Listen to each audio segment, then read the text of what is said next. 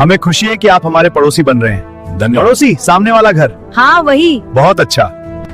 हल्कू का घर किधर है रे? हल्कू, ये लो, तेरा लेटर आया है। माँ, मैं आर्मी का एग्जाम पास हो गया। सच? भगवान तेरा भला करे। माँ, अब रनिंग के लिए बुलाया है। बेटा ध्यान से दौड़ना। हिम्मत मत हारना। आज जो पास करेगा वही इंडियन आर्मी में सेलेक्ट होगा। 5 मिनट में रन पूरा करनी है।